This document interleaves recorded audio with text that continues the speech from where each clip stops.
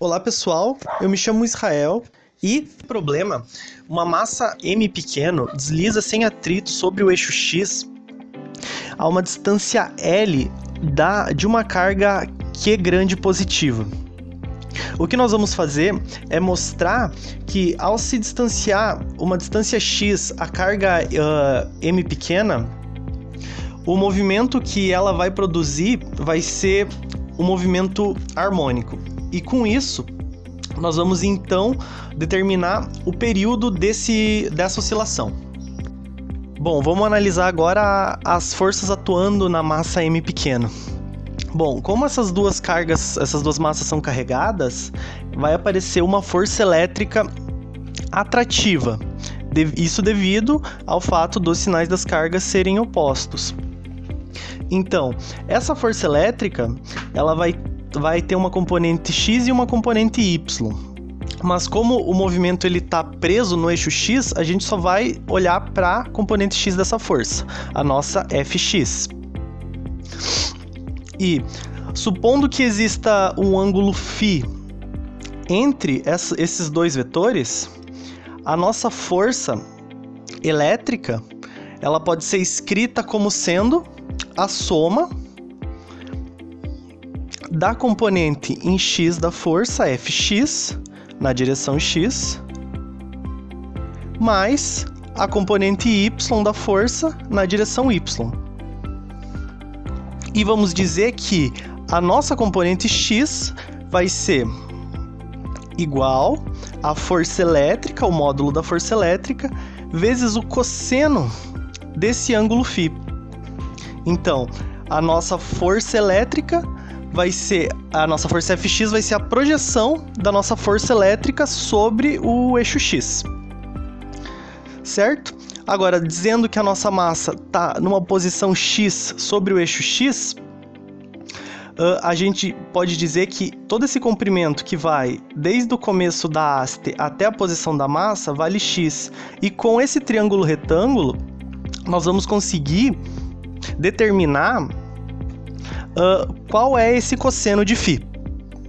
Analisando as dimensões aqui desse triângulo retângulo, a gente pode determinar qual o cosseno de φ, conhecendo a distância d entre as cargas do sistema.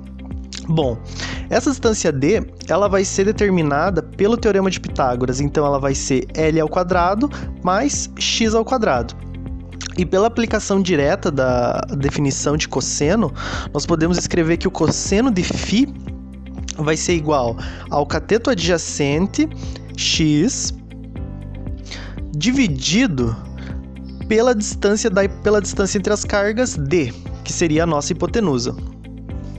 Agora, com isso, nós podemos escrever qual vai ser a nossa força Fx atuando na nossa massa m pequeno.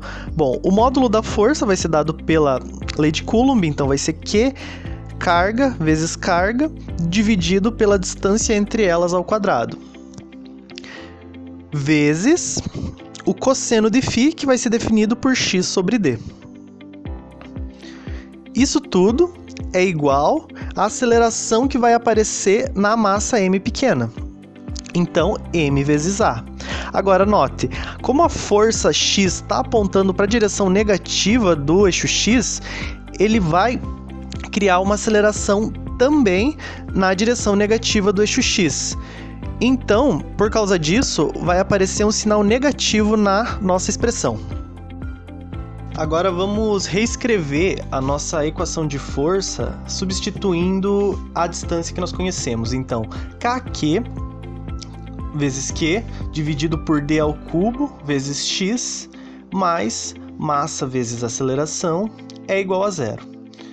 Como o d ele vai ser dado por L ao quadrado mais x ao quadrado, nós podemos reescrever essa equação como sendo k, q grande, q pequeno, dividido por L ao quadrado mais x ao quadrado, tudo isso ao cubo, vezes o x.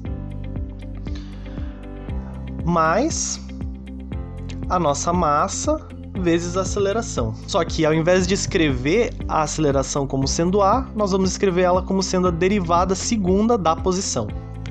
vezes a massa. Isso tudo igual a zero. Bom, agora, a gente pode reorganizar essa equação para deixar a derivada sozinha.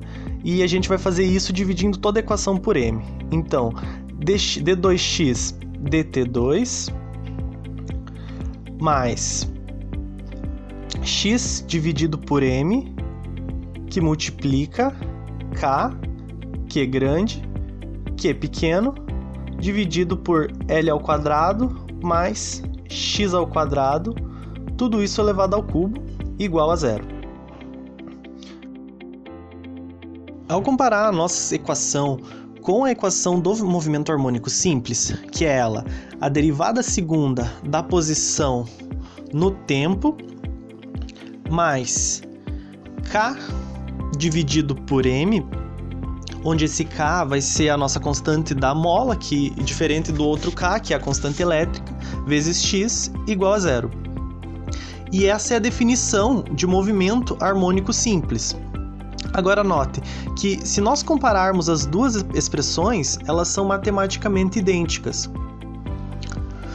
Então, nosso movimento ele deve ser um movimento harmônico simples, onde a nossa frequência ômega quadrado, que é determinado por k sobre m,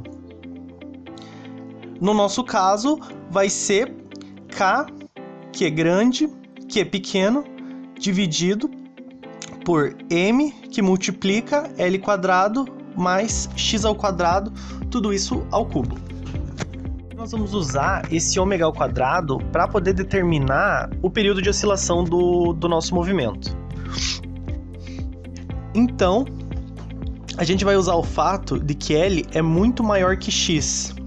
Então, quando nós somamos L com x, nós vamos ter L mais x, usando esse fato, o L mais x vai ser aproximadamente igual a L. Então, esse L mais x que aparece no denominador do nosso ômega quadrado, ele vai poder ser simplificado para L. Então, o ômega quadrado vai ficar k, que é grande, que é pequeno, dividido pela massa, vezes L ao cubo. E agora, lembrando lá da definição de frequência angular, o nosso ômega ele é igual a 2 vezes π vezes a frequência do movimento. E como a frequência é 1 sobre o período, a gente pode escrever isso como sendo 2π dividido pelo período. Agora, resolvendo essa expressão para o período, nós vamos encontrar que t vai ser igual a 2π dividido por ômega. E, substituindo o nosso ômega ao quadrado nessa expressão, ou seja, tomando a raiz da expressão de ômega quadrado e substituindo ela aqui, nós vamos ter 2π raiz de m, L ao cubo, dividido por k, que é grande, que é pequeno. E como esse L ao cubo a gente pode escrever ele como sendo L ao cubo igual a L vezes L ao quadrado, a gente pode simplificar a raiz de 1 desses L, desse L ao quadrado no caso. Então, a nossa expressão para o período vai ficar período igual a 2π L raiz m vezes L dividido por k vezes Q grande, vezes Q pequeno. Esse seria o período que o corpo vai oscilar sobre aquele eixo. Obrigado por assistir e até a próxima.